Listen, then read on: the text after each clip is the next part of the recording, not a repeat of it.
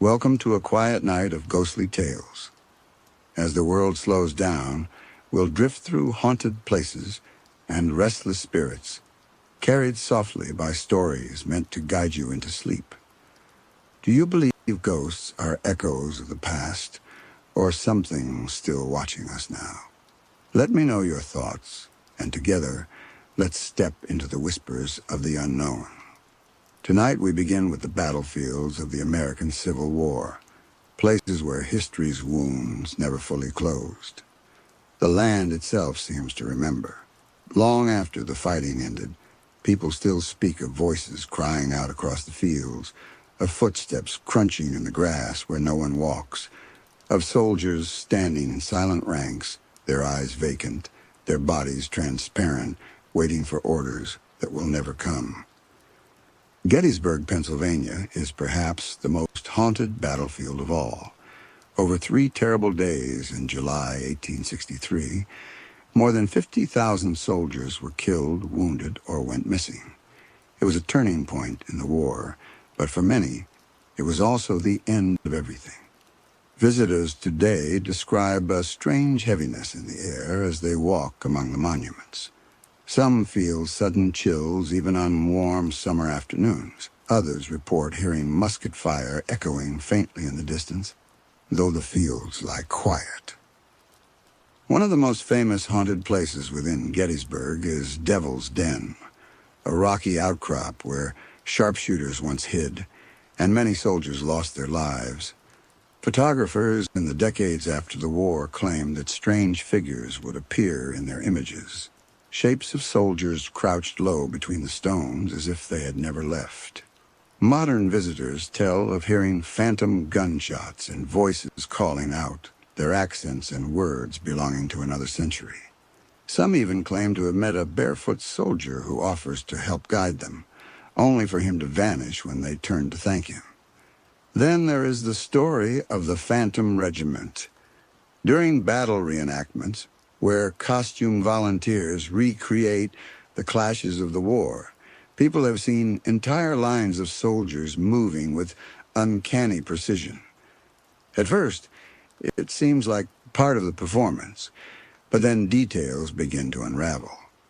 The uniforms are frayed and stained in ways no actor would dare wear. The soldiers do not speak, and their faces seem pale, almost hollow.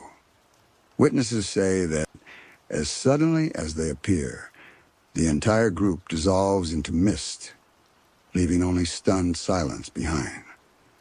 Antietam in Maryland is another place where the weight of history lingers. It was the bloodiest single day of the Civil War, with more than 20,000 men killed or wounded in just a few hours. The battlefield known as Bloody Lane carries its name for a reason. Farmers returning after the battle described the trench as filled with bodies so thick it looked like a river of death. Today, those who walk the sunken road sometimes hear cries of agony, gunfire rattling through the trees, or the sound of men shouting commands in voices that fade before they can be understood. On moonlit nights, visitors have sworn to see figures in ragged uniforms, their faces pale with exhaustion, stumbling along the path before vanishing into the shadows. The stories of Civil War ghosts are not only about terror, but about memory. For many, these hauntings feel less like threats and more like reminders. The land itself seems to hold on to the grief, unable to let go of the sheer weight of suffering. It is said that in Gettysburg's fields, the scent of gunpowder still drifts on the breeze, though no weapon has been fired in more than a century. Horses' hooves echo faintly on empty roads, as if cavalry units still patrol the night. At the Soldiers' National Cemetery in Gettysburg, where President Lincoln once gave his famous address, visitors sometimes hear the soft murmur of voices in the dark. Some have seen a shadowy figure in a long coat, walking slowly among the graves. Could it be the ghost of a soldier keeping watch? Or perhaps the echo of Lincoln himself lingering to guard the men he honored? Many paranormal investigators believe battlefields are especially likely to be haunted because of the sheer intensity of the emotions imprinted on the land. Fear, pain, courage, desperation, and loss all blend together in moments of battle. When thousands of lives end in an instant, something seems to remain behind, bound to the soil. These echoes may replay themselves over and over, like recordings etched into the very air. Others believe they are the restless spirits of soldiers who never realized they died, still searching for their regiments, still listening for the call to retreat or advance. For those who spend time on these battlefields at night, the experience can be deeply unsettling. A sudden shift in the air, a shadow moving where none should be. The feeling of being watched closely even though you stand alone. Some describe an aching sadness that creeps into their chest as they walk the fields, as if the sorrow of the past has found its way into the present. And yet alongside the sadness, there is also a strange kind of peace. Visitors leave flowers on the graves, whispering quiet prayers for men whose names they do not know. Ghosts or not, the presence of those who came before is undeniable. Beyond Gettysburg and Antietam, the South holds its own share of ghostly echoes. One of the most well-known is Chickamauga in northern Georgia. The battle fought here in September of 1863 left nearly 35,000 men dead or wounded. Locals say the woods still hum with sorrow. Campers and hikers have described seeing a strange figure known only as the Green Eyes. Some claim it is the spirit of a soldier whose face was shattered in the fighting, his eyes glowing eerily in the night as he wanders the forest. Others believe it is something older, a spirit drawn to tragedy, feeding on the grief of the battlefield. Whatever the truth may be, the sightings stretch back for generations. Visitors to Chickamauga also report phantom lanterns swinging in the darkness, as if carried by medics who never completed their search for the wounded. Distant cannon fire sometimes echoes through the hills, rolling thunder with no storm in sight. Those who walk the grounds often speak of hearing footsteps following close behind, though when they turn, the path is empty. A park ranger once told of feeling a sudden icy hand on his shoulder as he locked the gates at night, only to find no one there. Shiloh in Tennessee carries its own haunted reputation. The battle there in April of 1862 was among the first great clashes of the war, and more than 20,000 men were killed or wounded in just 2 days. Locals speak of a phantom drum that beats in the distance when fog gathers by the Tennessee River. Soldiers once called the small pond on the battlefield Bloody Pond because its waters ran red as the wounded crawled to it, desperate for a final drink. People say the pond is still restless. On quiet nights, the water is said to ripple as if stirred by invisible hands, and sometimes faint cries can be heard drifting across its surface. Perhaps one of the most chilling stories comes from Vicksburg, Mississippi, a city under siege for more than 40 days in 1863. Civilians and soldiers alike were forced to hide in caves dug into the hillsides, listening as shells rained down day after day. Those caves remain hollow and dark, and some visitors swear they can still hear whispers from within. Children's voices are said to echo through the tunnels, crying softly, while shadows flicker along the walls. In the city itself, reports of ghostly soldiers walking through the streets are so common that many residents grow used to the idea of living among the dead. Across the South, plantation homes that served as makeshift hospitals often carry their own spirits.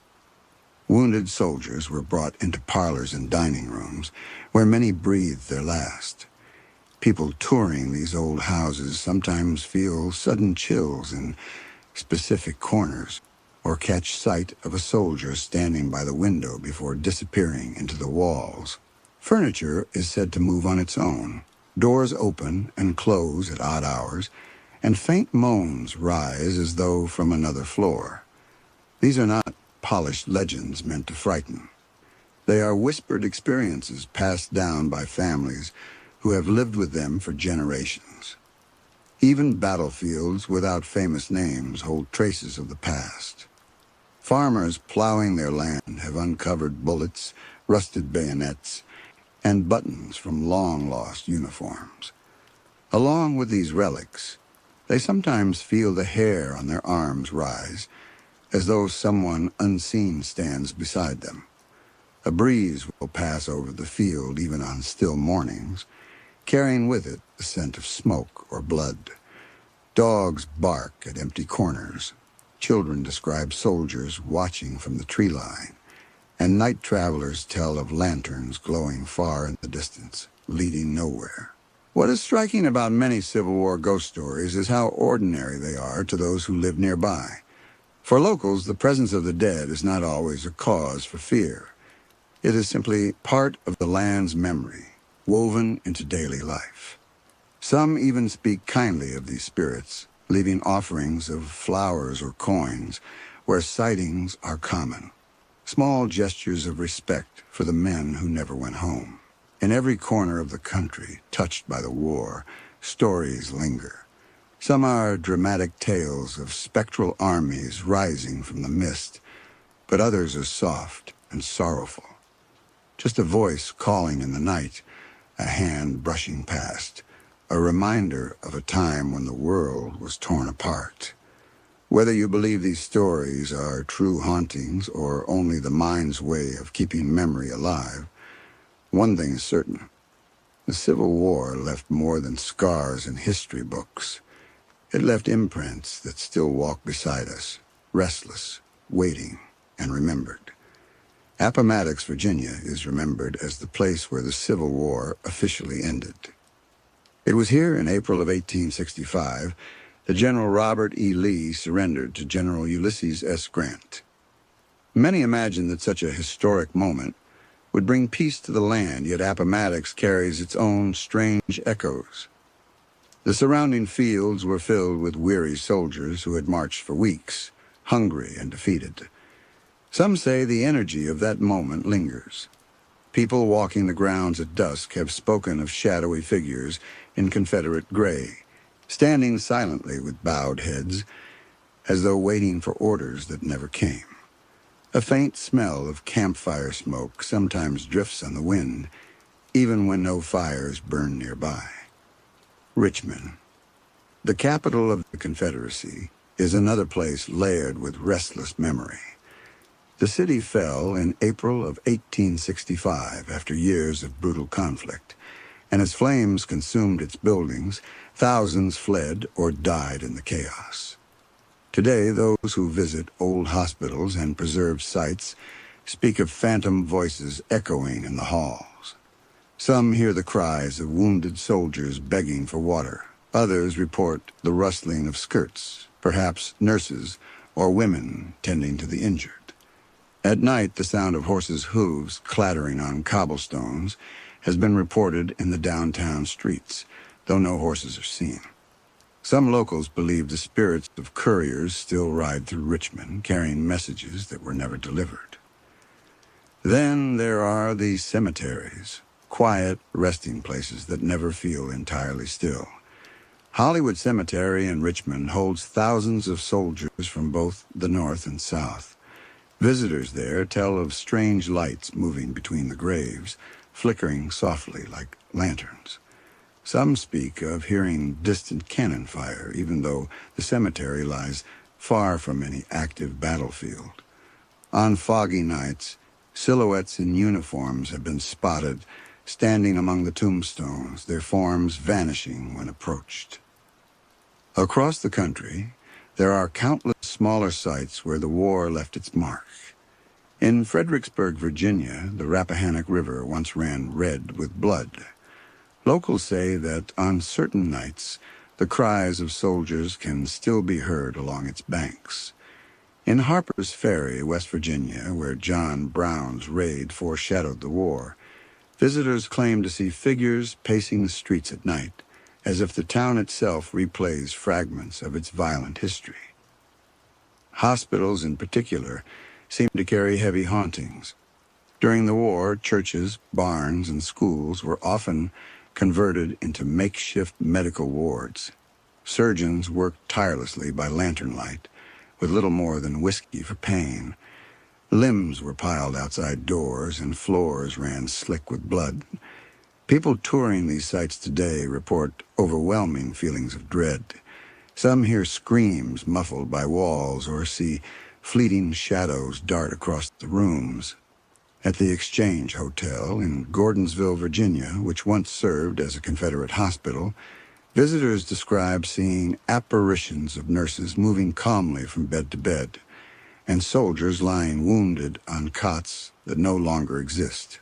Even private homes that open their doors to the wounded remain haunted. In some, bloodstains never truly washed out of the wood. Families speak of heavy footsteps echoing through empty halls, or a door that swings open at the same hour each night, as though someone unseen still passes through. Guests sometimes wake to the sensation of someone sitting at the edge of the bed, only to find no one there. Perhaps most haunting of all are the stories passed down from soldiers themselves. Diaries from the time-tell of men who believed they saw fallen comrades walking beside them, speaking to them, even warning them of danger. Some soldiers described encounters with ghostly figures on the battlefield, soldiers who should have been dead but appeared to march again. These accounts blur the line between hallucination, exhaustion, and something otherworldly. Yet they remind us that even in their own time, people sensed the war left behind shadows that could not easily be explained. For those who explore these Civil War sites today, there is often a feeling that history is not fully gone. The land seems alive with whispers, each hill and hollow carrying its own secrets. Some places bring a chill that settles deep into the bones, while others feel heavy with sorrow, as if the ground itself remembers the weight of every life lost. And when visitors walk away, many describe carrying that heaviness with them, as though the spirits of the past followed close behind, not in anger, but in a quiet plea not to be forgotten. Not all ghost stories from the Civil War come from well-known battlefields. Some of the most chilling tales are whispered about small towns and crossroads where skirmishes were fought and then forgotten by history books.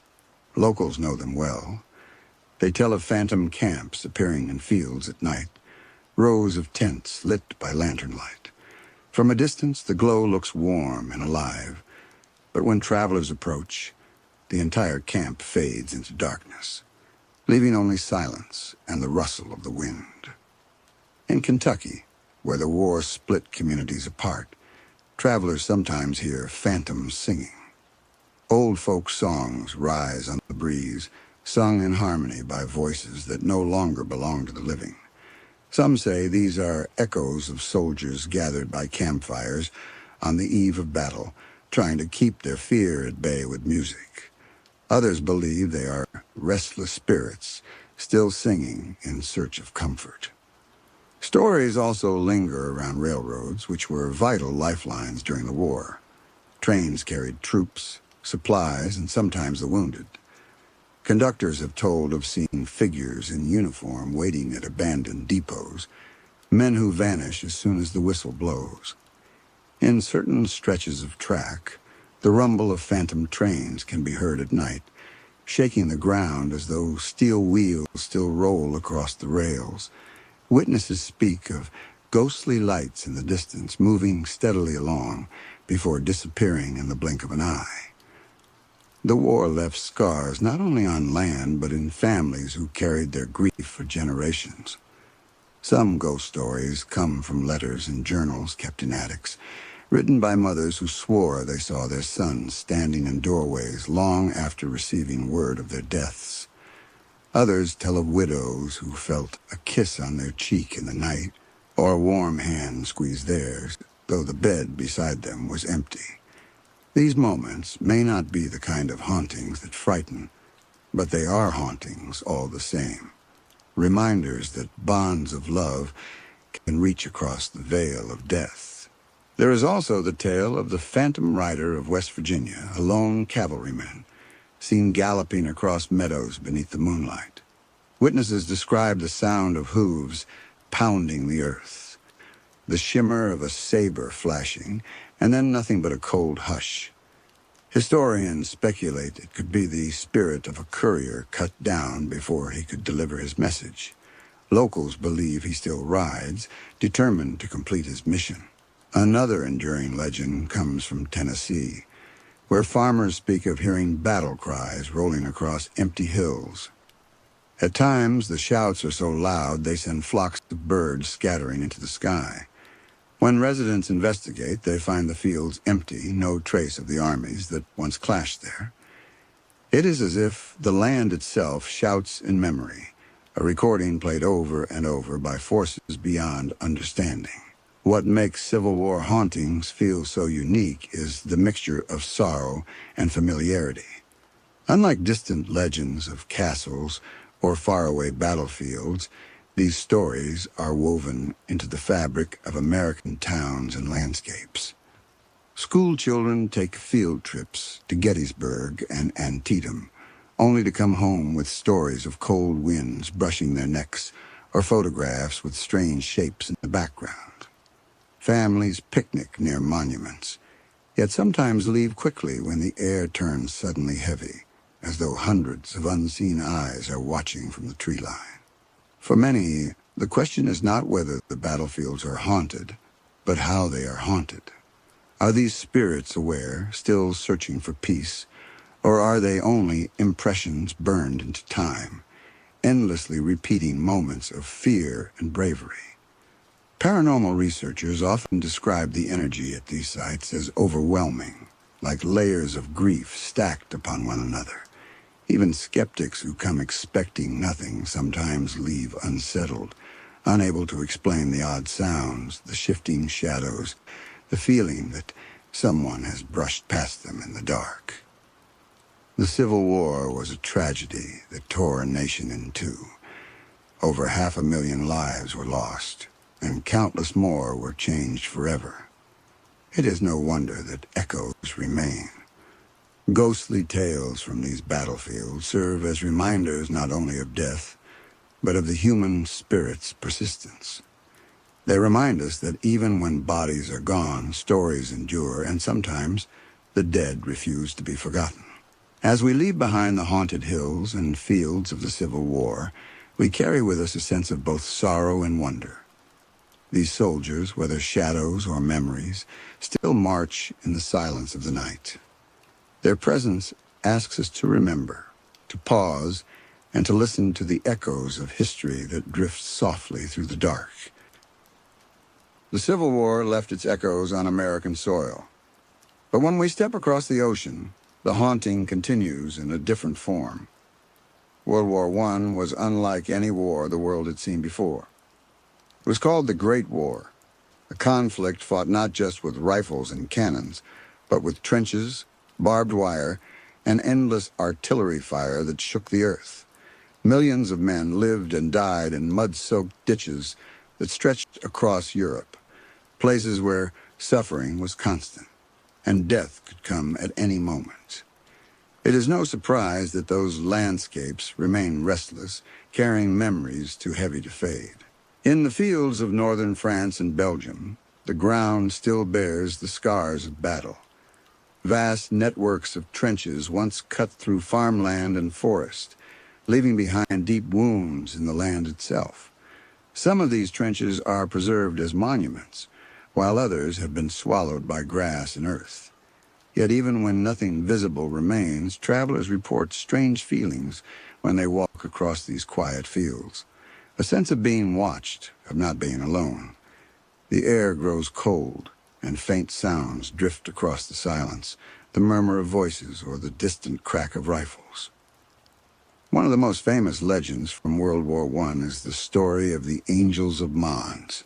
In August 1914, as British forces clashed with the advancing German army in Belgium, soldiers later claimed they saw angelic figures in the sky, glowing beings with wings who shielded them from enemy fire and guided them to safety.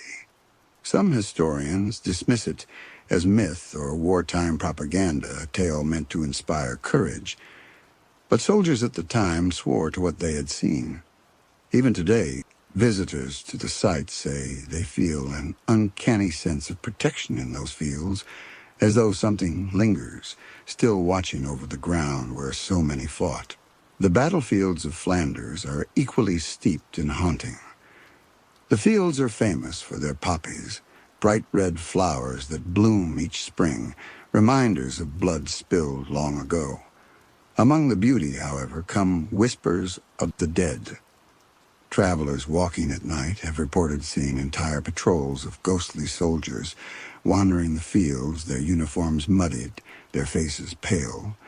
Sometimes the apparitions march in silence, fading into the mist.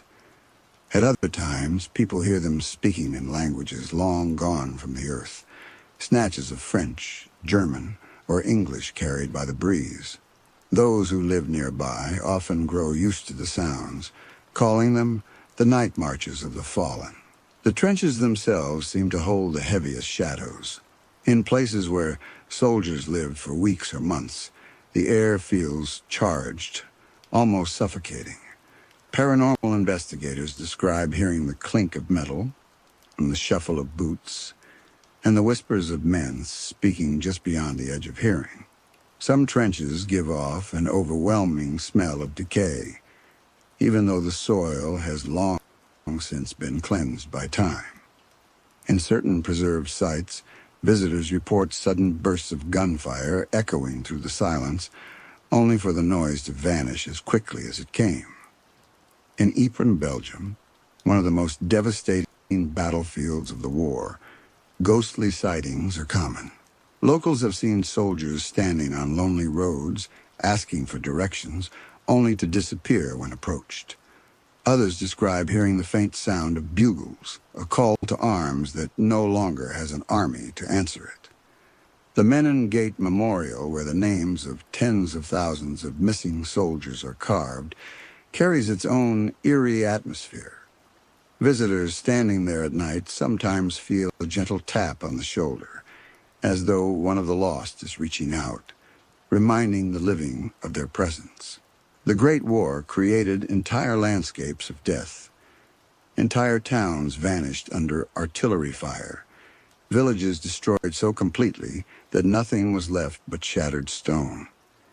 Yet even in those ruins, life lingers in ghostly form. People exploring abandoned bunkers have heard the scrape of boots in narrow hallways, voices calling out commands in German or French, and sudden bangs echoing through tunnels. Some leave quickly, unable to shake the feeling that the dead still guard their posts. The Somme in northern France is perhaps one of the most sorrowful battlefields of the First World War. In the summer of 1916, the ground shook with one of the largest offensives of the war. On the very first day alone, tens of thousands of soldiers fell, many before they had even crossed into enemy territory. The land was turned into mud, torn apart by endless artillery fire. Even now, the earth sometimes gives up its secrets. Farmers plowing their fields find rusted helmets, fragments of rifles, and even unexploded shells. Along with these relics come stranger reports. People walking the fields late in the evening have described seeing rows of soldiers marching in silence, their outlines glowing faintly before fading into the darkness. Others tell of hearing a sudden roar, as though the guns have opened fire once more, shaking the ground beneath their feet. Verdun, another name etched in the memory of the war, carries an even heavier shadow. The battle raged there for nearly a year in 1916. and by its end, hundreds of thousands were dead or wounded.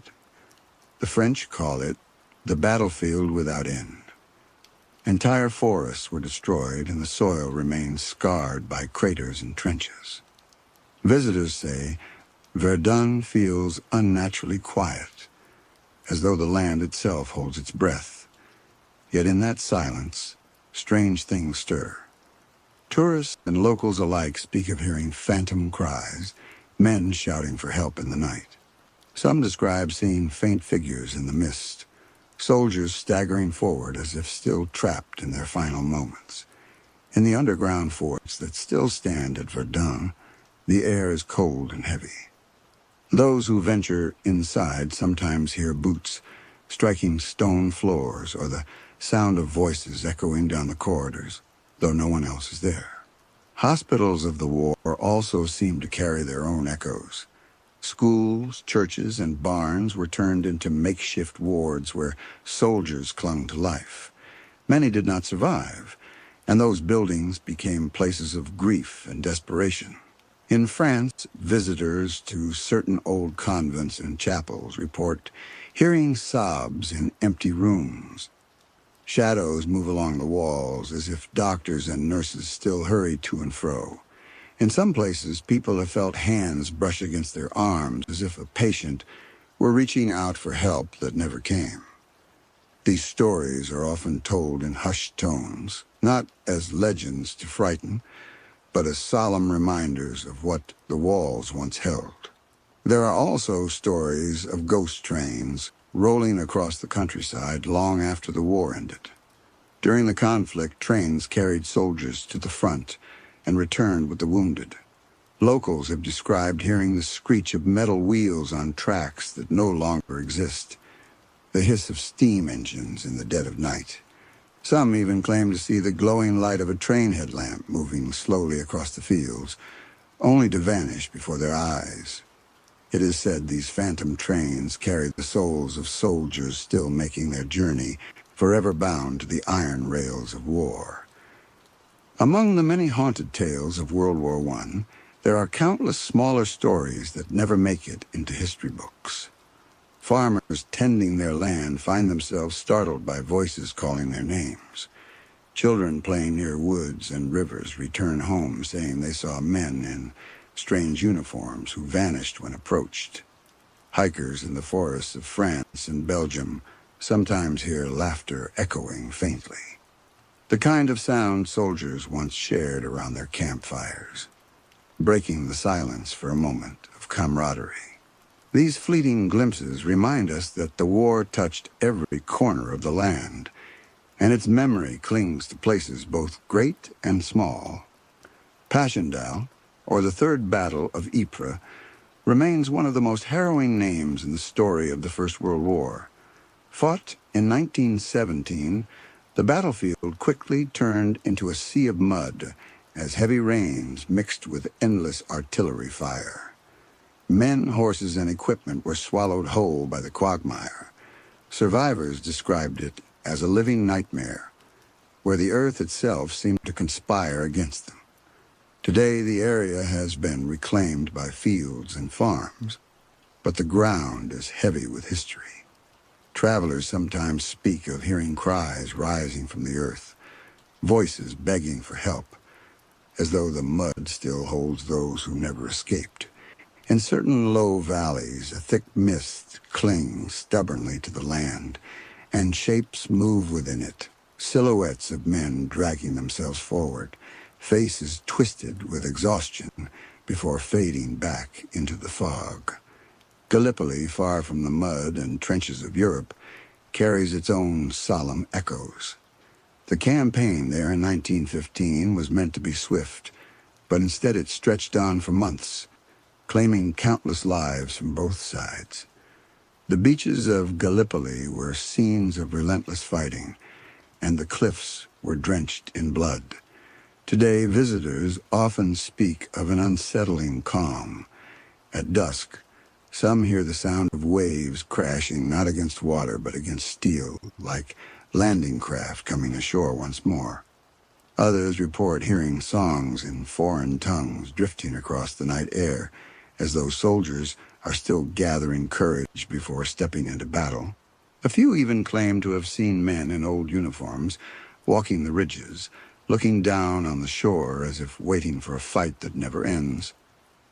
The trenches themselves are perhaps the most haunted of all.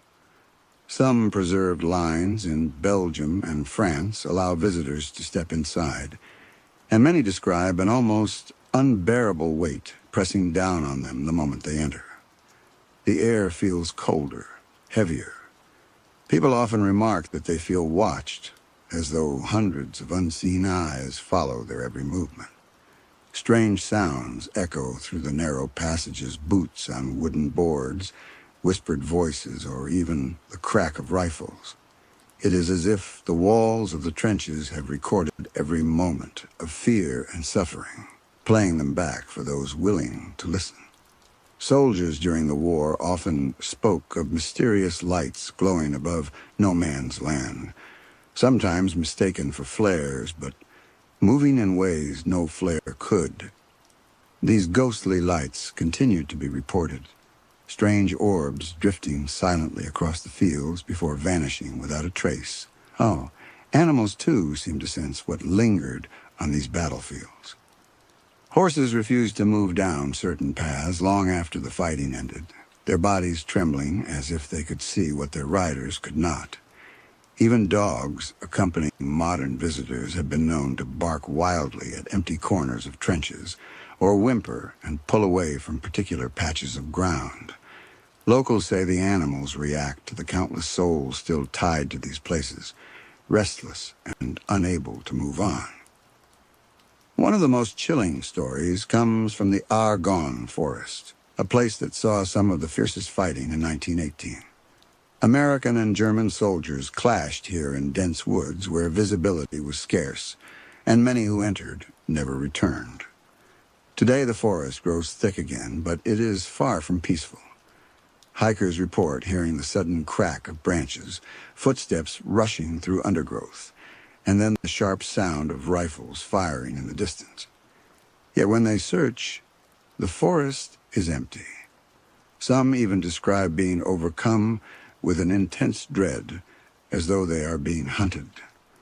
In certain spots, visitors have come across abandoned shelters where the air is so heavy it feels impossible to breathe. Many leave quickly, saying the forest does not want them there. The cemeteries of the First World War stand in quiet contrast to these haunted fields and forests.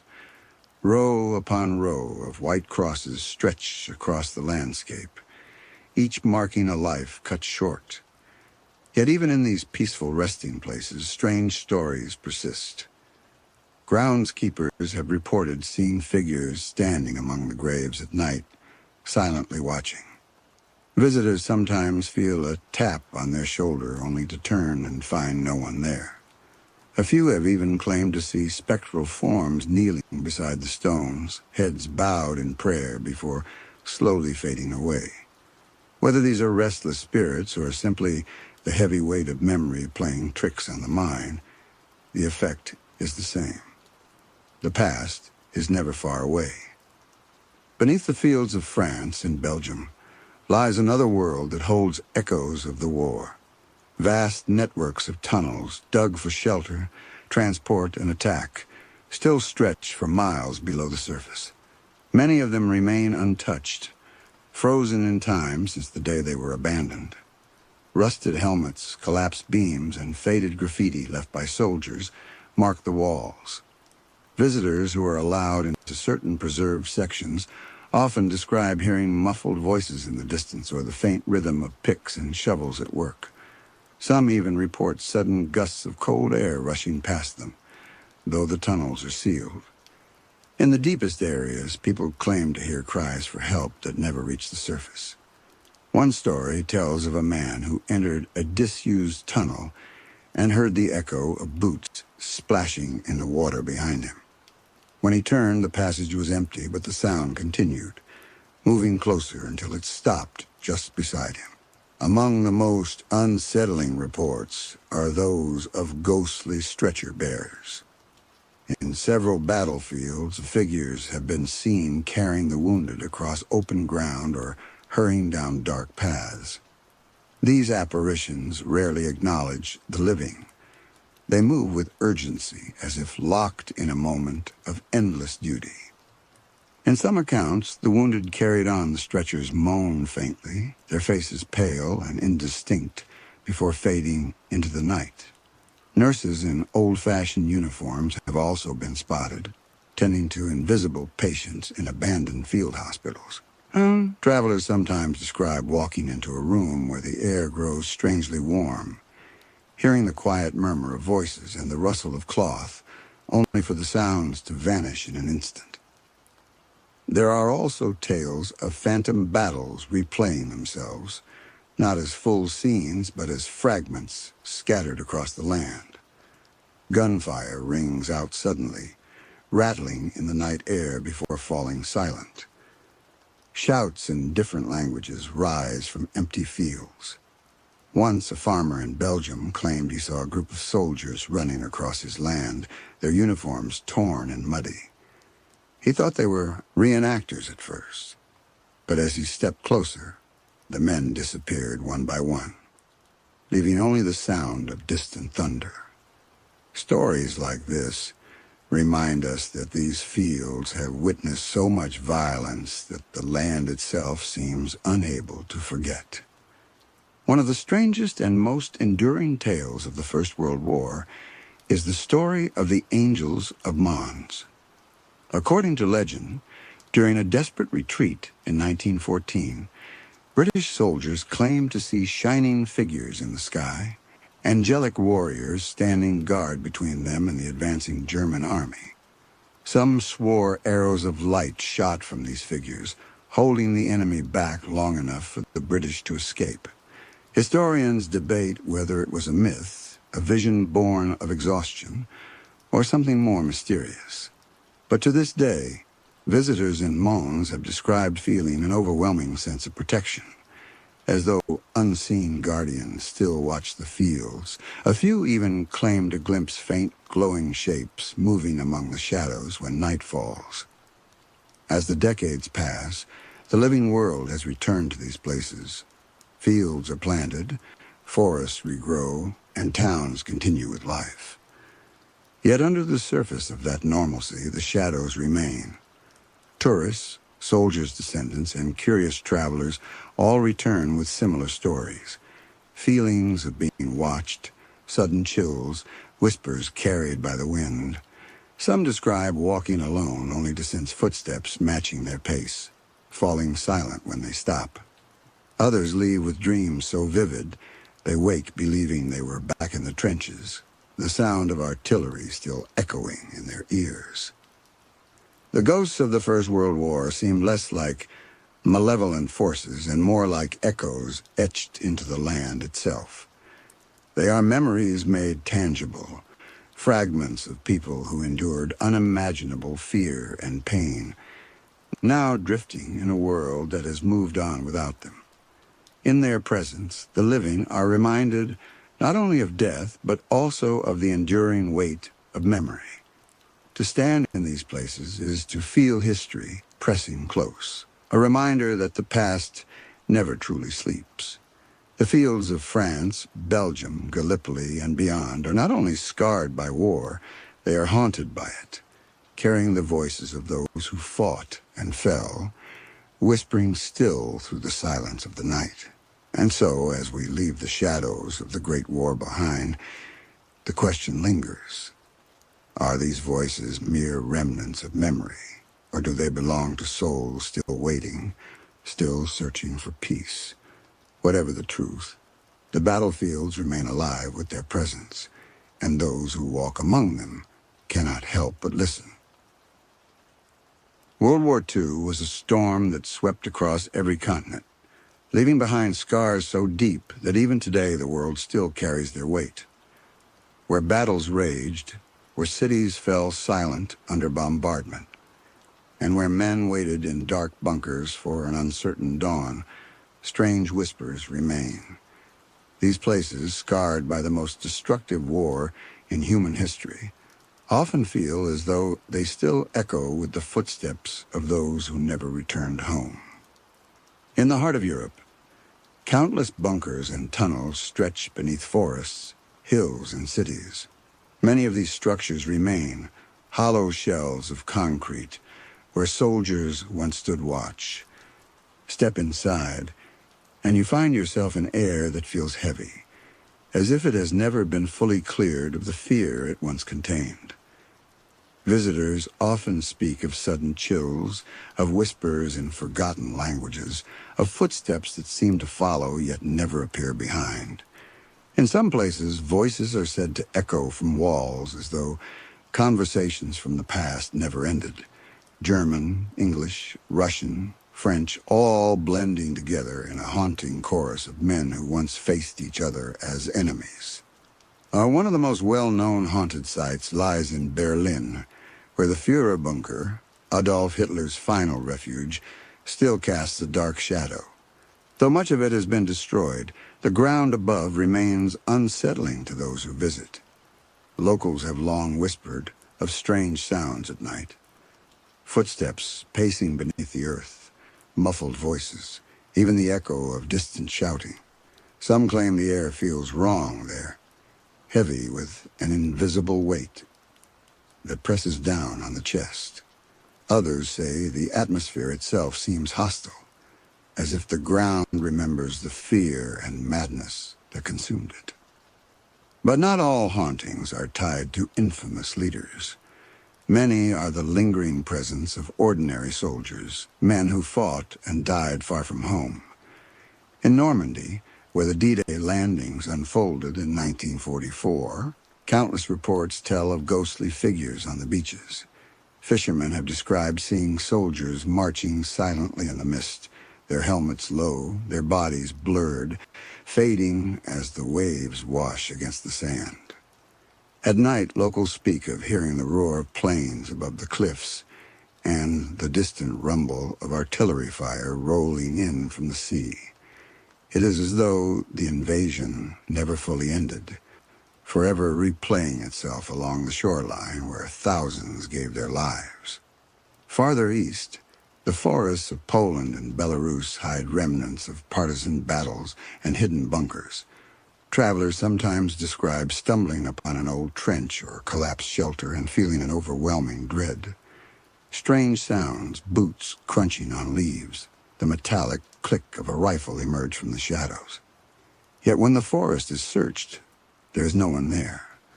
Some say these apparitions are not bound to a single battlefield, but wander through the woods, lost in a struggle that has no conclusion. The Pacific Theater holds its own echoes. In the Philippines, tunnels built by both American and Japanese forces became sites of desperate fighting. One of the most famous is the Malinta Tunnel on Corregidor Island. Tourists who enter its dark corridors often describe feeling watched by unseen eyes. Guides tell stories of shadows flitting across walls where no light should cast them, of sudden screams echoing deep within when the tunnel is otherwise silent. Some have claimed to see soldiers in full uniform standing at attention, only to vanish when approached. It is a place where history feels unbearably close, where the air itself seems to carry the memory of fire, smoke, and loss. And in Japan, there are countless reports of lingering spirits tied to the war.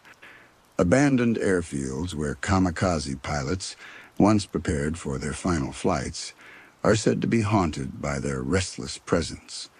Locals speak of hearing engines roar in the night sky, followed by silence too complete to be natural. Visitors sometimes see lone figures walking the runways, looking upward as if waiting for the planes that never return. These stories remind us that World War II was not just history written in books. It was lived in blood, fire, and silence, and in the aftermath, many believe pieces of it linger still, caught between the living and the dead.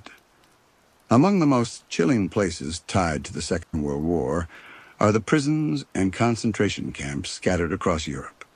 Auschwitz, Dachau, and Treblinka Our names etched in sorrow, places where suffering reached depths almost impossible to comprehend. Today they stand as memorials, reminders of humanity's darkest hours. Yet visitors often describe sensations that go beyond memory. Many speak of overwhelming waves of grief the moment they step inside, as though the walls themselves are saturated with pain. Others report feeling unseen, hands brush against their arms, or hearing soft cries carried on the wind. Shadows shift where no one stands, and the air grows colder in certain corners. Guides who spend their lives walking these grounds sometimes admit they never truly feel alone. They say there is a silence here, unlike anywhere else, a silence that feels full rather than empty, as if it is being held by countless voices just beyond hearing. In Warsaw, Krakow, and other cities scarred by bombings, there are stories of phantom footsteps along streets that no longer exist. Entire neighborhoods were destroyed, yet people report hearing sounds of life that should be long gone. Laughter, music, children's voices. In some cases, the echoes seem to match old photographs of markets or streets that once bustled with energy. Locals whisper that the people who lived there have not entirely vanished, but linger in fragments, still inhabiting the spaces that memory has refused to release. The Blitz in London left its own ghostly imprints. During the bombing raids of 1940 and 1941, families huddled in underground stations as the city above was pounded by fire and steel. Today, commuters occasionally report strange experiences in certain stations. A rush of cold wind sweeps through tunnels when no train approaches. Figures are glimpsed in period clothing, fading into the crowd before anyone can follow. One station worker claimed he heard the distinct sound of a child crying late at night, echoing down an empty platform. When he searched, he found nothing but a patch of ground colder than ice. On the European front, there are battlefields where the past refuses to stay buried. Stalingrad, one of the most brutal clashes of the war, is said to remain haunted by the cries of thousands who perished in its streets. Residents speak of hearing footsteps on rubble-strewn paths, though the ruins are deserted. Soldiers in modern garrisons nearby have told stories of spectral voices calling out in Russian and German, begging for water or help. Sometimes, in the dead of winter, they describe seeing faint figures trudging through the snow, only to vanish when approached. In Italy, the monastery of Monte Cassino, destroyed and rebuilt after fierce fighting, also carries its own echoes. Tourists and monks alike have described ghostly choirs singing in the ruins before the monastery was restored, as if the voices of those who died defending it continued to rise in solemn prayer. The rebuilt abbey may stand tall now, but those who know its history say the land beneath it will never be free of what once happened there. The war touched not only battlefields and bombed cities, but also the seas and skies. Countless ships sank in the Atlantic and Pacific, leaving behind wrecks that divers now explore. Many divers speak of unease when entering these underwater graves. Some claim to feel sudden hands pulling at their gear, or see figures moving in the murky distance, clad in uniforms that dissolve into the dark. Pilots have told stories, too, of strange lights in the sky during wartime patrol sightings that soldiers called Foo Fighters. Some wondered if they were enemy weapons, but others whispered that they were something not of this world, strange guardians or observers watching humanity's deadliest conflict from afar. The Second World War was fought on a scale unlike anything before it, and in its wake, it left a trail of hauntings as vast as the battles themselves. Whether in bunkers, ruins, ships, or skies, the echoes remain, waiting for those who listen closely enough to hear them. Few places hold the weight of history as heavily as Hiroshima and Nagasaki. In August of 1945, 2 bombs changed the course of the world. and the scars of those days remain etched into both earth and memory. Beyond the physical ruins, beyond the shadows burned into walls and stone, there are stories that suggest not all who perished ever truly left. Visitors speak of feeling a sudden heaviness when standing at the hypocenter, a weight that presses against the heart. Some describe seeing faint silhouettes lingering near the riverbanks, figures who seem to wander without direction, their features blurred as if burned away by the light itself. Others say they hear weeping in the night, soft but impossible to trace, carried through the stillness of the rebuilt city. In Nagasaki, tales of ghostly processions have been told for decades. Witnesses speak of lines of silent figures walking together through the narrow streets, all moving toward the place where the bomb struck. They pass without sound, without acknowledgement, vanishing as quickly as they appear. Many locals believe these are souls still searching for their homes, homes that vanished in an instant. Some even say that on the anniversaries of the bombings, the air grows colder, and the cries of the lost rise like a chorus from the past. Across the Pacific, countless islands bear their own echoes of war. In Iwo Jima, where American and Japanese forces clashed in a brutal battle, strange lights are often seen flickering across the beaches at night. Soldiers who served there after the war claim to hear chanting in Japanese, carried by the wind across the volcanic sand. Tourists today sometimes describe sudden bursts of heat, as if flames surge unseen around them. Locals say the island itself is restless, holding on to the fury and sacrifice of those days. On Okinawa, where one of the bloodiest battles of the Pacific unfolded, there are reports of spirits haunting caves and tunnels used as shelters. Survivors once spoke of hearing desperate cries trapped in the rock, and visitors still say that certain caves carry an eerie echo, voices that answer back when no one else is there. One story tells of a group of hikers who entered a small cave and felt an overwhelming sadness descend upon them. Inside, they heard faint sounds of children sobbing. When they turned to leave, they saw pale figures crouched against the walls, only for the shapes to dissolve into the stone as they fled outside. The Philippines carries its own stories. On Corregidor Island, the Malinta Tunnel, already filled with echoes, has inspired countless accounts of ghostly encounters. Tourists describe hearing boots marching in rhythm, an entire platoon moving unseen through the corridors. Guides tell of voices shouting in Japanese and English, overlapping in a chilling blend. Some even say they have been touched, a firm hand on the shoulder only to find no one behind them. On moonless nights, the tunnel seems to fill with shadows, and some visitors refuse to go farther once they feel the weight of invisible eyes watching from every corner.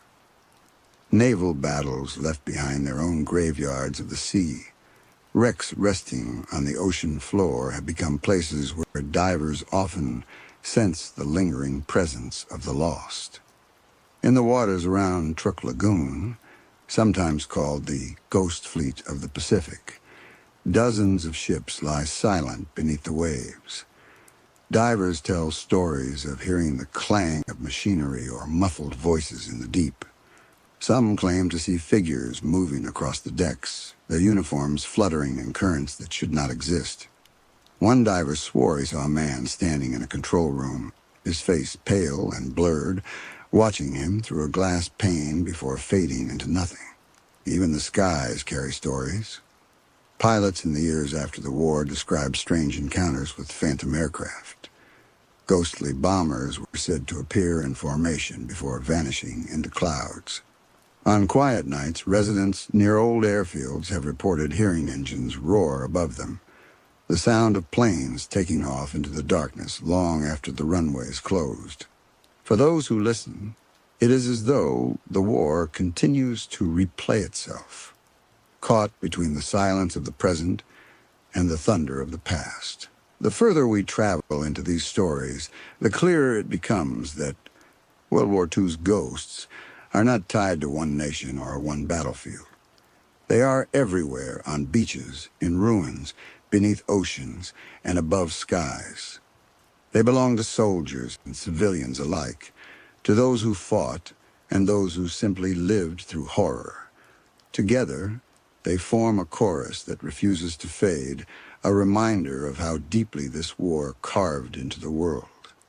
In the ruins of Manila, a city that endured both bombing and street-to-street fighting, residents sometimes speak of ghostly voices rising from alleys late at night. Entire districts were leveled, and the devastation left scars that can still be felt. Some families claim they hear footsteps on staircases that no longer exist, or the sound of doors slamming in homes reduced to rubble. A few report spectral figures moving through the streets, often seen carrying bundles or leading children by the hand, endlessly searching for shelter that is no longer there. Singapore, too, has its haunted echoes. The old battlefields of Bukit Chandu, where outnumbered defenders fought to the end, are said to carry ghostly gunfire that rattles through the trees. Visitors describe walking paths where the air suddenly thickens, heavy with an unseen tension, as if the final moments of those soldiers are still playing out in the silence.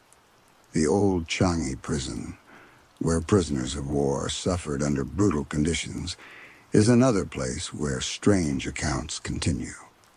Former inmates spoke of hearing chains rattling in the night, and modern visitors claim to feel sudden blasts of cold air in sealed rooms, along with whispers that vanish when approached.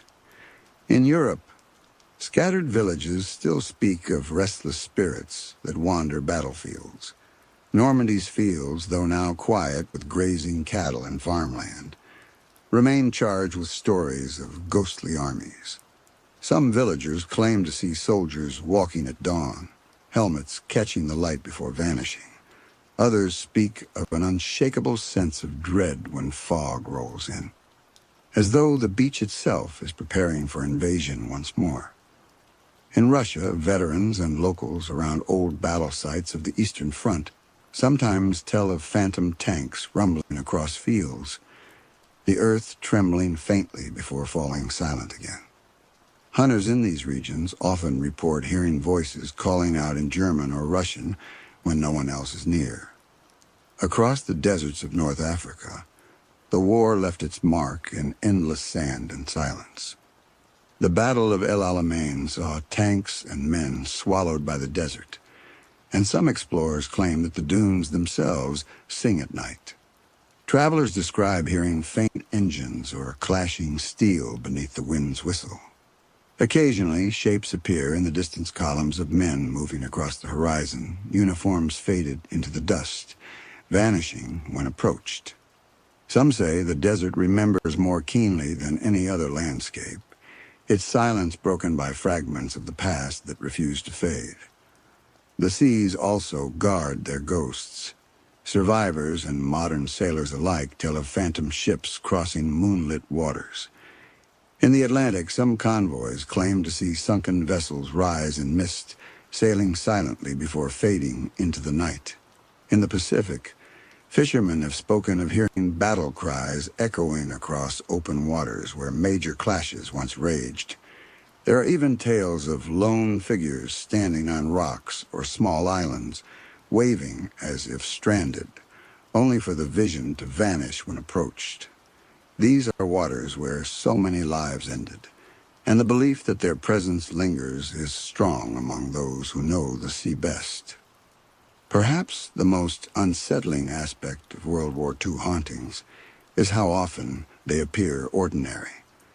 Unlike legends of monsters or demons, these stories rarely describe creatures meant to terrify. Instead, they speak of men and women in uniform, children, families, soldiers burdened with duty, civilians caught in the storm. Their presence is felt in quiet sobs, in a hand brushing against your sleeve, in a figure glimpsed for only a moment. They do not roar with rage, but linger with sorrow, bound to places that saw more death than the living mind can grasp. As night deepens across these landscapes, it is easy to believe that the war never truly ended, that in hidden layers of time, the battles are still fought, the bombs still fall, and the cries still echo. Each bunker, each ruined street, each stretch of quiet sand carries stories that refuse to rest. And when travelers pause to listen, they find that silence is rarely empty. It is filled with whispers of the past, voices carried across generations, reminders of what was lost. World War II reshaped the earth, and the echoes of that struggle continue to move through it like shadows. They are not confined to history books, but are felt in the chill of a draftless corridor, in the sudden vision of figures who are not truly there, in the overwhelming weight of sorrow that settles in certain places without reason. To many, these are not simple ghost stories, but fragments of humanity, pieces of souls caught in places where life and death collided too suddenly to be separated. And so, as we close this part of our journey, the question lingers like a breath in the dark. Are these hauntings memories imprinted on the land? Or are they the restless dead, unwilling or unable to leave behind what was taken from them? Whatever the truth may be, one thing is certain. World War II left behind more than ruins and history. It left voices that still call out, shadows that still walk, and places that remind us that even the silence of night can be alive with the presence of those long gone. When we think of Europe, we often picture castles resting on hills, cobblestone streets glowing under lantern light, or quiet villages where life has unfolded for centuries. Yet beneath this beauty lies another layer of history, one far darker and heavier. Europe is a land shaped by countless wars, its soil stained with battles stretching back thousands of years. From the Roman legions marching across plains to medieval knights clashing beneath fortress walls, each conflict left more than broken weapons and forgotten bones. Many believe these battlegrounds hold echoes of those who fell, lingering in the quiet of night, whispering their presence to anyone who listens closely. Take the rolling fields of Hastings in England, where in 1066 the fate of the nation was rewritten. It was here that King Harold's army clashed with William the Conqueror's Norman forces, a battle that shifted the course of history. Visitors walking these fields today often describe a strange unease, as if the ground remembers every cry, every clash of steel. Some tell of hearing distant horns carried by winds that should be silent, or of seeing armored figures half shrouded in mist, vanishing the moment eyes focus. The feeling is not one of menace, but of a place forever haunted by the weight of destiny, where thousands gave their lives in a single day. Not far across the English countryside, other battlefields hold their own restless memories. Towton, the bloodiest battle of the Wars of the Roses in 1461, is said to be marked by restless souls. Snow fell thick that day, and accounts speak of the river running red as thousands perished. Centuries later, walkers describe hearing cries carried over empty fields or sudden rushes of icy air as if winter itself still clings to that place. Dogs refuse to cross certain patches of land, and locals whisper that the ground there is unsettled, as though it has never truly forgotten what was spilled upon it. Across the sea in France lies Agincourt, forever tied to the legend of English longbowmen facing overwhelming French knights. The battle became immortalized in story and play, but beneath the glory is a field of sorrow. Travelers have spoken of the ground seeming to breathe in the morning fog, as if the land itself exhales the weight of centuries. There are tales of phantom riders appearing at twilight, charging across fields that no longer echo with hooves, their banners dissolving into the mists before they reach the horizon. And yet, even older fields tell stories far stranger. Consider the German Teutoburg forest, where in 9 AD, 3 Roman legions were ambushed and destroyed. The empire's dreams of expanding deeper into Germania ended in blood and chaos. To this day, hikers claim to feel watched in those woods, their footsteps muffled, as if the trees themselves are listening. Some have spoken of glimpsing soldiers in segmented armor, standing silent among the trunks before melting away like shadows. The forest is ancient, its silence deep, and the idea that those who fell still wander its paths has never faded. Closer to the heart of Europe, countless medieval battlefields remain places of quiet unease. In Scotland, Culloden Moor holds the grief of the Jacobite rising crushed in 1746. Locals say the cries of the Highland Charge can still be heard at dawn, echoing across the empty moor.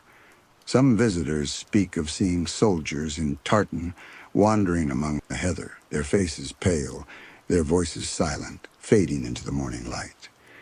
The ground is said to bleed sorrow there, a heaviness that weighs on the chest of anyone who lingers too long.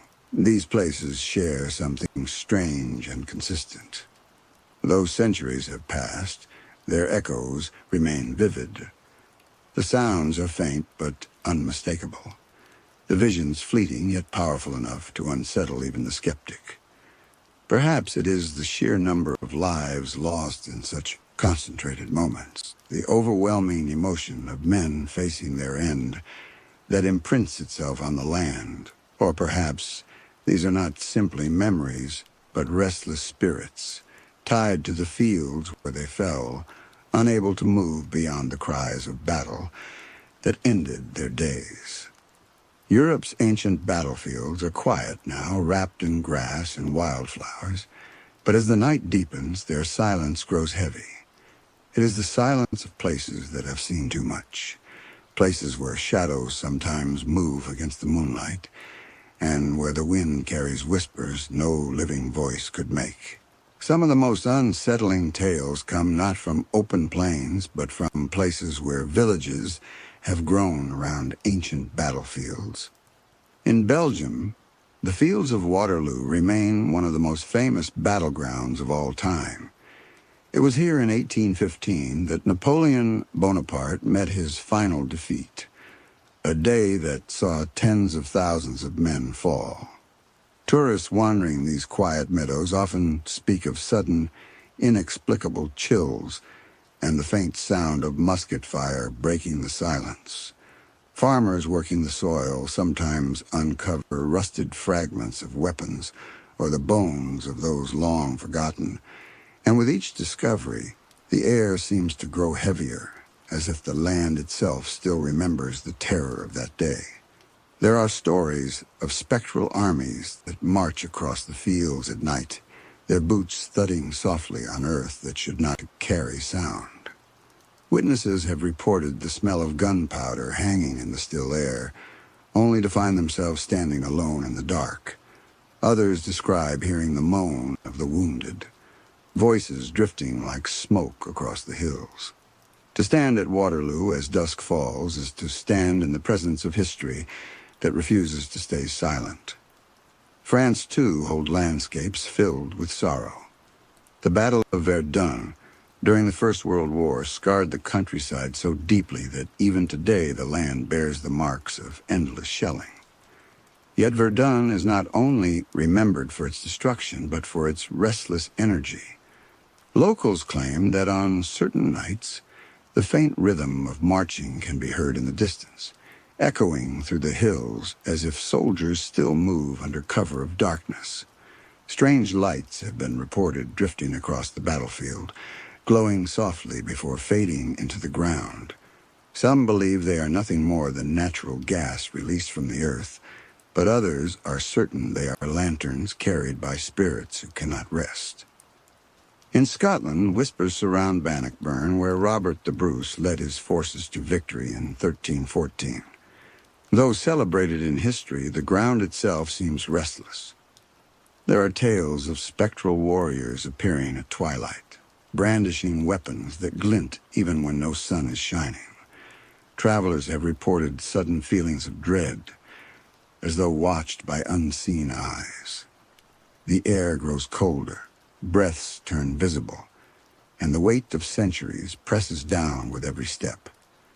Beyond the United Kingdom and France, other places echo with even older battles. In Greece, fields once marched upon by Spartans and Athenians are said to hum with strange energy. There are reports from Marathon, the site of the legendary clash that gave birth to the modern race. Visitors walking alone have claimed to hear the faint ring of shields or the cry of warriors carried on the sea breeze. Standing in the open plain, surrounded by mountains and the faint rush of wind, the air feels thick with history, as if the spirits of ancient soldiers still linger, bound to the soil they defended. Not all of these accounts describe fear.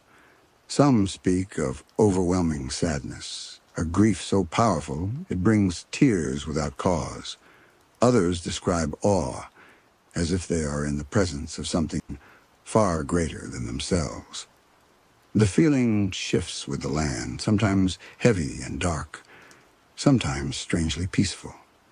It is as though the battlefields themselves remember not only the pain, but the bravery, the courage of men who faced impossible odds. Europe's ancient battlefields remind us that war is never truly forgotten. Stone monuments may mark the names of the fallen, but it is the land that holds their presence most deeply. Step onto these fields and you may feel a hand brush your shoulder, hear a sound in the distance, or catch the glimpse of a shadow where none should be. Whether spirit or memory, something lingers, and it reaches out to those who are willing to listen. If there is one battlefield in Europe that is spoken of with hushed reverence, it is Culloden Moor in the Scottish Highlands. The year was 1746, and the Jacobite Rising, led by Charles Edward Stuart, came to its tragic end upon this bleak expanse of heather and marsh. The battle itself lasted less than an hour, but in that short time, thousands of Highlanders were cut down, their hopes and their cause extinguished. To this day, Culloden is considered one of the most sorrowful places in Scotland. Visitors often describe an overwhelming heaviness in the air, a grief that settles into the heart the moment one steps onto the moor. At dawn, some claim to hear the sounds of pipes faintly carried across the wind, though no piper stands upon the field. Others report seeing figures dressed in tartan, standing silently among the grasses, their faces pale and solemn. There are stories of phantom charges, soldiers rushing forward only to vanish in the mist. The moor itself seems to breathe with memory, every stone and mound a reminder of lives cut short. Locals say that birds rarely sing at Culloden, as if even nature respects the silence owed to the dead. Further south, the Battle of Hastings in 1066 reshaped England forever.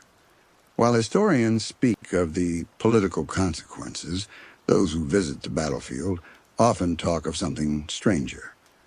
The land feels unsettled, as though the struggle that decided a kingdom has left scars that cannot heal. Travelers walking near the abbey that was later built on the site sometimes report hearing the clash of swords, faint but sharp, or the low groans of the fallen drifting through the air. On misty mornings, figures clad in chainmail have been spotted upon the ridges, vanishing the moment they are approached. Even the trees seem to lean inward, as though listening to secrets whispered only by the ground itself. In Belgium, the site of the Battle of Waterloo carries its own restless energy. While many visit as tourists, drawn by the towering Lion's Mound and the history it represents, others come away shaken. Some describe feeling watched as they cross the fields, as if unseen eyes follow their every step. A few have reported hearing the thunder of hooves in the night, the pounding of cavalry that no longer exist. Farmers turning the soil sometimes find not just bones, but entire skeletons, their armor rusted, their stories long untold. Each discovery seems to stir the air, bringing with it a sudden, inexplicable chill. Elsewhere in Europe, the echoes are older still. The fields of Thermopylae in Greece, where King Leonidas and his Spartans made their legendary stand, are said to hum with a strange energy. Though the past has changed over millennia, the spirit of that place endures. Travelers say the wind carries whispers there, voices that seem too structured to be random. Some claim to feel the weight of unseen presences pressing against them, as though warriors still hold the line in defense of their homeland. The Teutoburg Forest in Germany is another land steeped in ghostly legend.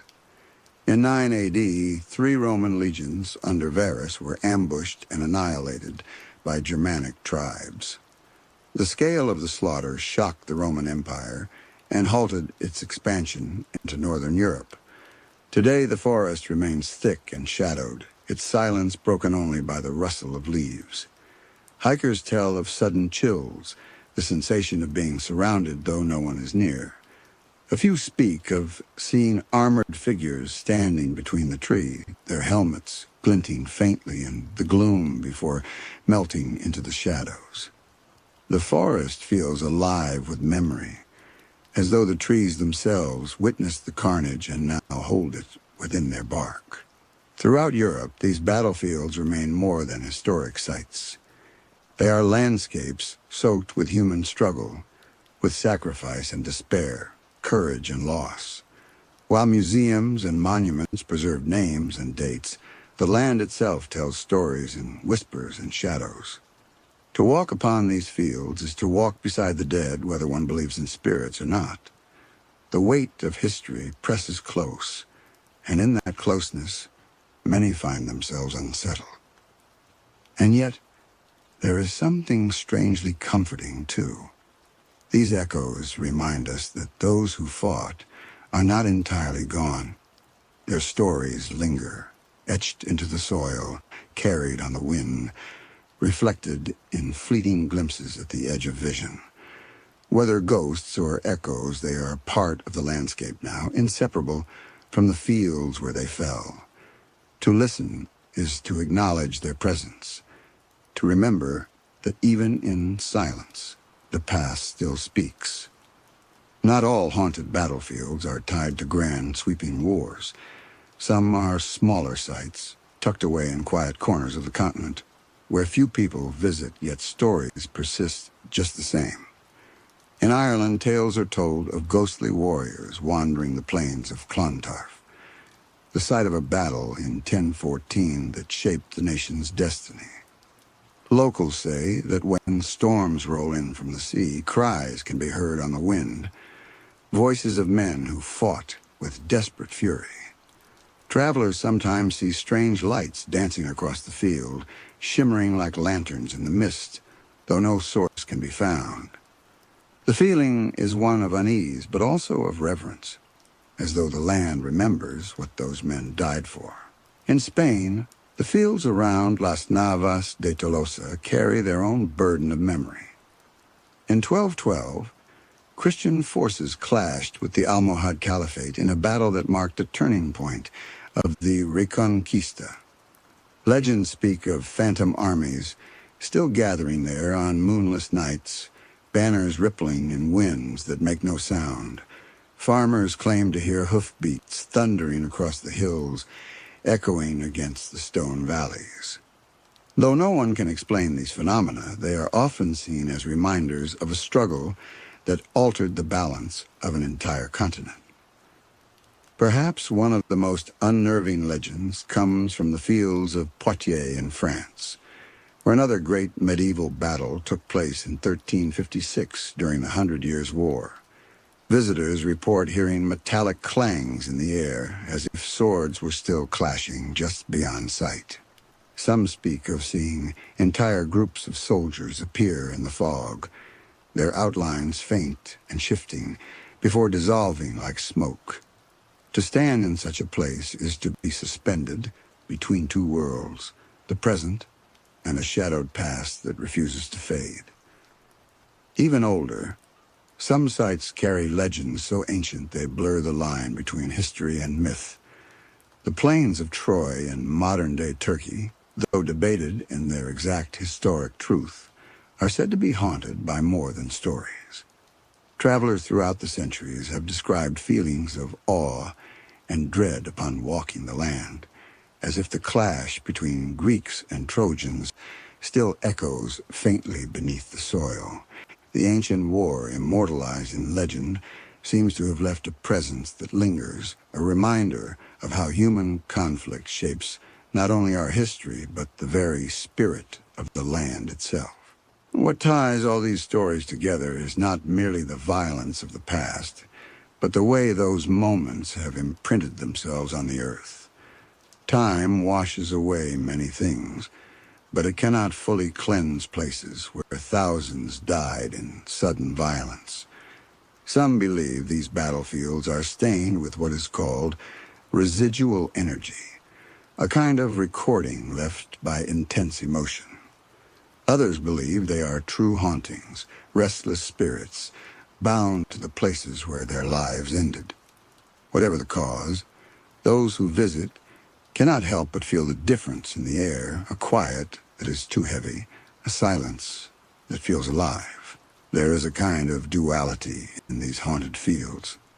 By day, they are often peaceful, blanketed in green, visited by tourists, picnickers, or even children playing in the distance. But by night, when shadows lengthen and winds grow still, the atmosphere changes. The line between the present and the past seems thinner, as if one step could carry you into another age. A rustle becomes a whisper, a shifting shadow becomes a figure, and the mind begins to wonder if what you are sensing is not imagination, but memory made real. For those who have walked these fields and felt the unseen, the experience is unforgettable. Some leave with a renewed respect for the sacrifices made there, others with fear that follows them long after. But whether comforting or chilling, the common thread is undeniable. These battlefields remain alive with echoes. As the night deepens, and as we drift gently through these tales, we are reminded that the past is never truly gone. It breathes in the soil beneath our feet, hums in the silence of abandoned places, and sometimes, just sometimes, it reveals itself to those willing to notice. The soldiers who marched and fell across Europe's fields may have vanished from the living world, but their presence lingers, woven into the landscape itself. To walk across these battlefields is to walk beside them, to feel the weight of their stories pressing close.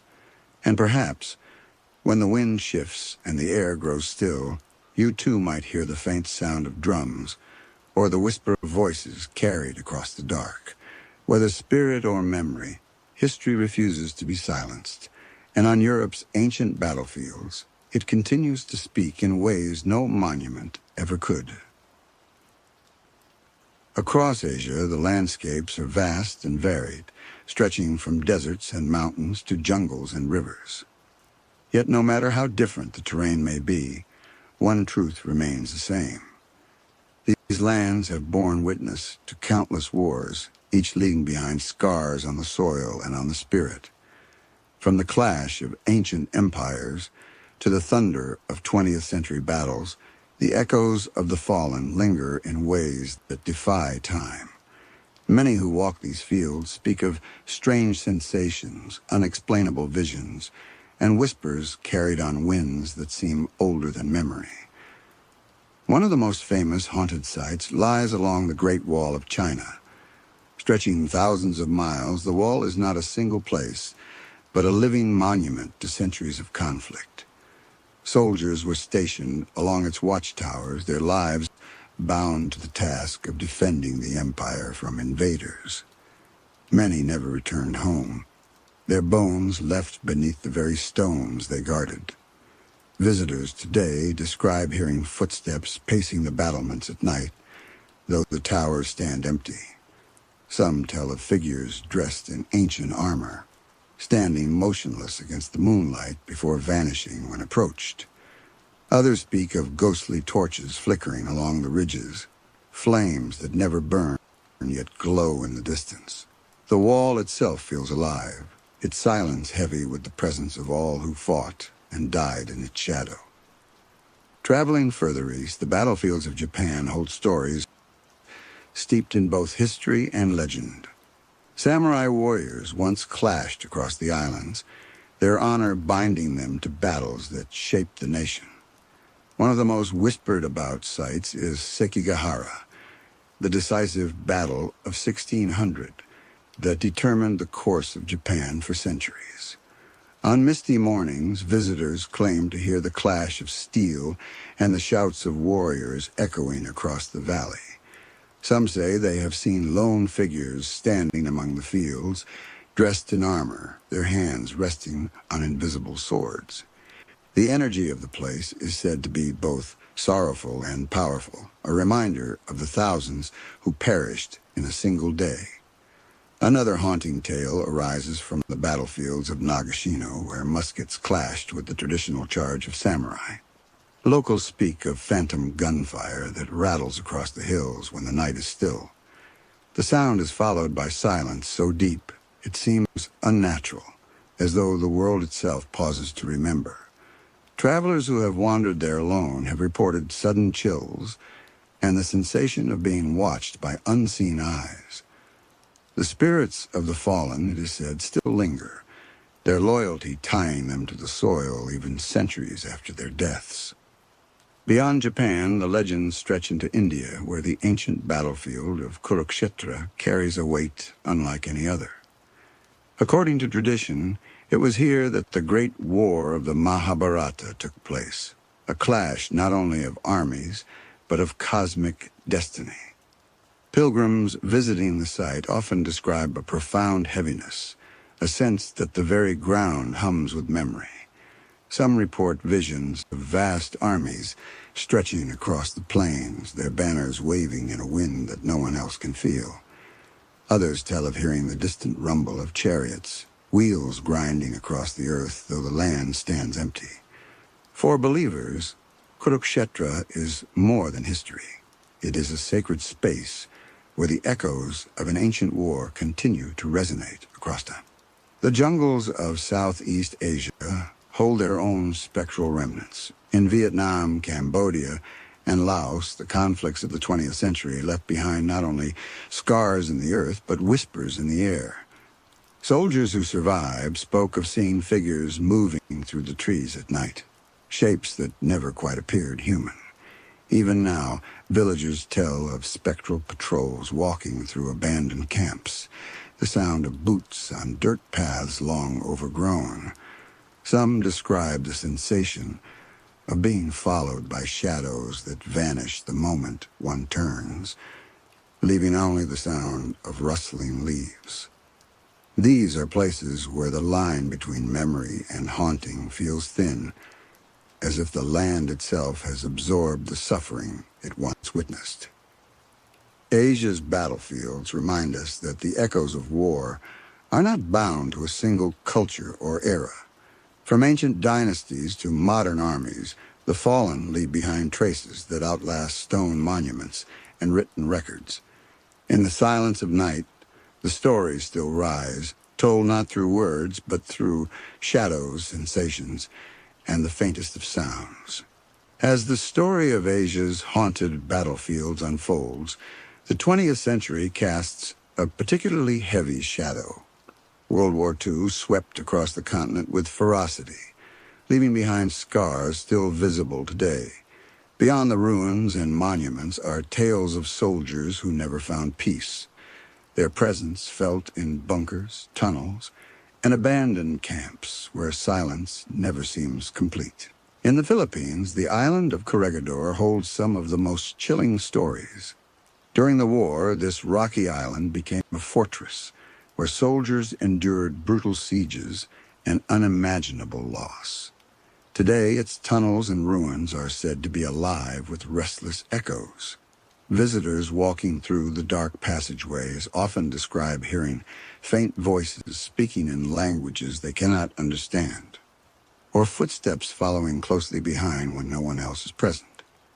There are stories of entire groups hearing phantom marching within the tunnels, boots striking the stone in steady rhythm, fading only when light is shone into the darkness.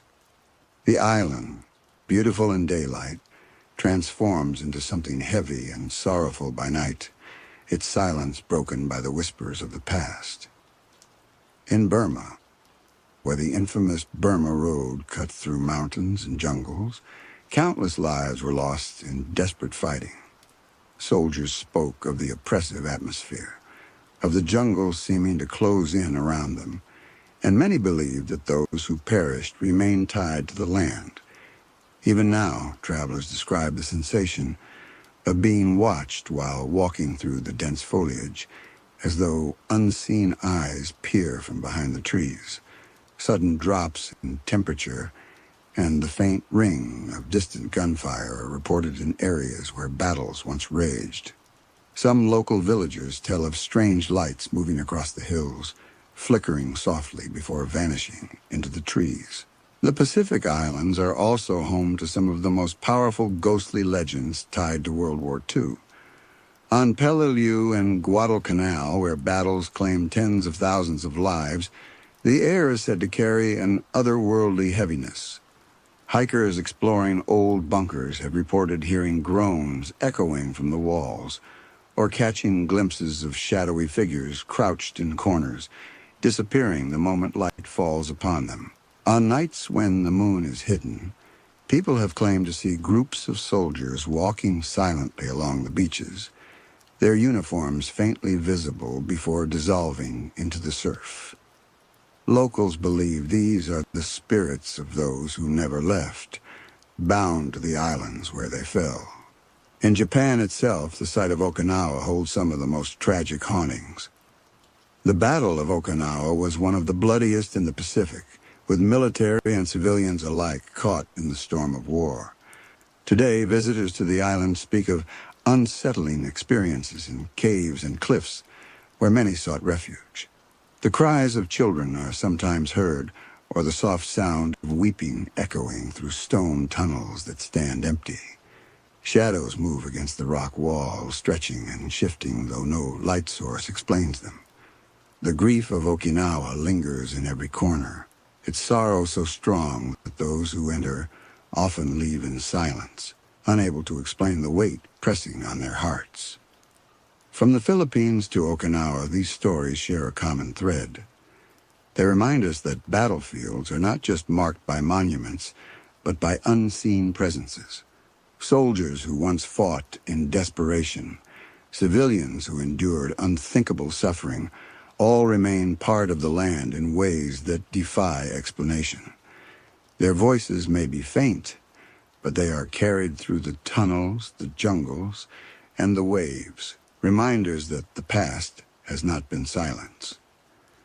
Moving deeper into Asia's history, we come to Korea, a land marked by countless invasions and one of the most devastating wars of the 20th century. The Korean War left entire cities in ruins and millions of lives lost. Along the demilitarized zone, that tense strip dividing north and south, strange phenomena are often reported by guards and patrols. Soldiers speak of shadowy figures walking across the minefields at night, only to vanish when approached. The eerie sound of boots crunching on gravel is sometimes heard on nights when no patrol is scheduled. Those stationed there for long periods tell of waking to muffled voices outside their posts, voices speaking languages they cannot identify. For many, the feeling is not just of danger from the living, but of a haunting from the dead who never found their way home. In Vietnam, the echoes of conflict are even more palpable. The Vietnam War brought unimaginable destruction to villages, jungles, and cities. Travelers who explore the Cu Chi tunnels near Ho Chi Minh City often speak of strange sensations. Some describe hearing hurried whispers in the darkness, as though ghostly soldiers still communicate beneath the earth. Others feel sudden chills, as if someone invisible brushed past them in the narrow corridors. Villagers living near old battlefields have long spoken of spectral soldiers moving through the misty rice paddies, their shapes flickering like shadows against the water before disappearing completely. The sound of distant helicopters long gone from the skies is sometimes reported on humid nights when the air is still. Further north, the ancient battlefields of China hold an even longer memory. Centuries of conflict have left their mark, and with them, stories that have lasted for generations.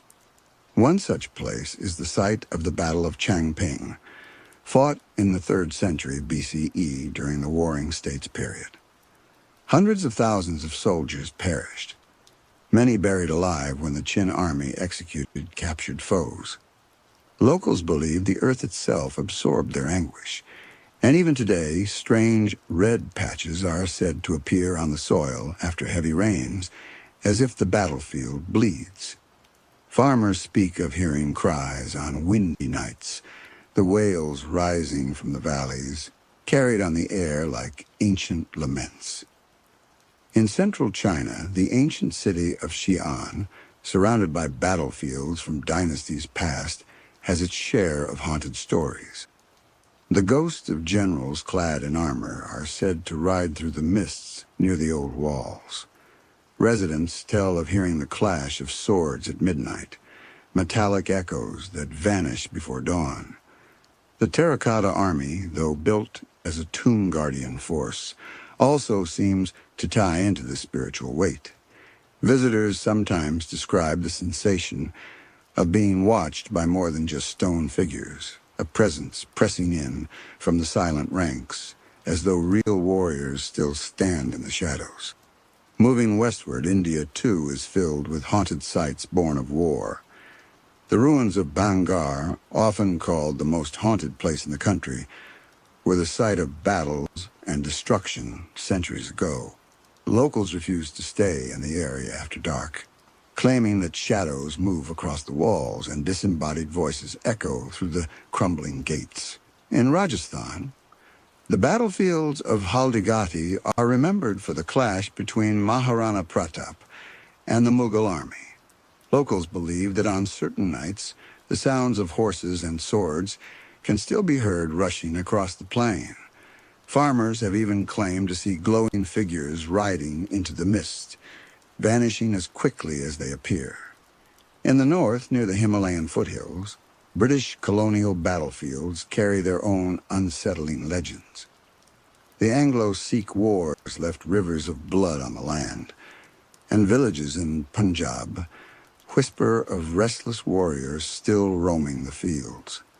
Some travelers recount hearing drums beating faintly in the night, their rhythm steady, as if calling soldiers back to battle. Others describe seeing shapes of men in turbans, walking silently among the fields before dissolving into the morning fog. Asia's battlefields, ancient and modern, all share this intertwining of history and the supernatural. From Korea's frozen hills to Vietnam's humid jungles, from China's ancient plains to India's deserts, each place seems to hum with echoes of what came before. These stories remind us that war does not end when the last soldier falls. Its weight lingers in the air, etched into the soil, and whispered by the wind. In Japan, the history of war and warriors runs deep, and with it comes a vast collection of ghostly legends tied to battlefields. Samurai, bound by honor and duty, often met their deaths in violent clashes, leaving behind spirits still tied to the places where they fell. One of the most famous is the Heike clan, defeated in the 12th century during the Genpei War. In the village of Dan no Ura, fishermen have long spoken of strange, pale crabs that bear markings resembling human faces. According to legend, these are the reincarnated souls of the Hika warriors, cursed to wander the waters forever. Locals say the sea itself seems restless there, as if the waves remember the cries of those who drowned. Another haunting tale comes from the ruins of Hara Castle, where samurai and peasants made their last stand during the Shimabara Rebellion in the 1600s. Thousands died in the siege. Their spirits said to still linger among the ruins. Visitors have reported hearing chanting at night, as though prayers from the besieged continue across the centuries. Some even claim to see ghostly warriors standing guard over the shattered stones, refusing to abandon their posts despite the passing of time. The fields of Sekigahara, where one of the most decisive battles in Japanese history took place in 1600, are also steeped in supernatural lore. Travelers describe the feeling of being watched as they walk through the quiet countryside. At night, strange mists rise quickly and vanish just as fast, carrying with them whispers that sound like commands shouted on the battlefield. Locals sometimes speak of hearing the gallop of unseen horses or catching glimpses of armored figures moving in the distance, dissolving when approached. Further north in Mongolia, the vast steppes that once trembled under the hooves of Genghis Khan's armies are said to hum with lingering energy. Nomads believe the spirits of warriors still ride through the open fields, especially on stormy nights when thunder rolls across the horizon like drums of war. Some claim to see distant riders on horseback, glowing faintly in the darkness, moving as if in formation before fading into the storm. The Mongol conquest reshaped Asia and Europe, and perhaps their echoes still ripple through the land they once dominated. In Southeast Asia, haunted battlefields often blur the line between folklore and history. In Thailand, the site of the ancient city of Ayutthaya, which was destroyed in the 18th century, is surrounded by ghostly tales. Monks speak of restless spirits wandering among the ruined temples, their forms flickering like candlelight in the dark. In Cambodia, the killing fields hold a sorrow so recent and heavy that many visitors describe feeling an unbearable weight in the air. Some report hearing cries or whispers among the trees, while others see faint shapes moving at the edge of their vision, too fleeting to be certain but too real to dismiss. Burma, now Myanmar, has its share of battle ghosts as well. During World War II, the Burma campaign turned jungles and mountains into blood-soaked arenas of suffering. Locals tell of soldiers seen walking through villages long after the war ended, silent and weary, fading away when noticed. The cries of unseen men are sometimes heard in the dense jungles, and the sound of gunfire, though no one is there, has been reported by travelers. Across Asia, battlefields ancient and modern all seem to hold on to echoes of those who perished. Samurai who fell by the sword, soldiers lost in the jungles, peasants who defended their homes, and warriors who rode across endless plains, all of them seem to linger, their presence woven into the very fabric of the land. The air hums with memory, the soil holds sorrow, and the wind whispers with voices that will not fade. And so, as we leave these haunted grounds of Asia, we are reminded once again that war never truly ends. The blood may dry and the weapons may rust, but the spirits of the fallen remain. They linger in the fields and forests, in the seas and mountains, carried not only in history books, but in the quiet testimonies of those who walk these lands today. These echoes of the past continue to drift through the night, reminding us that where great battles once raged, silence is never truly empty.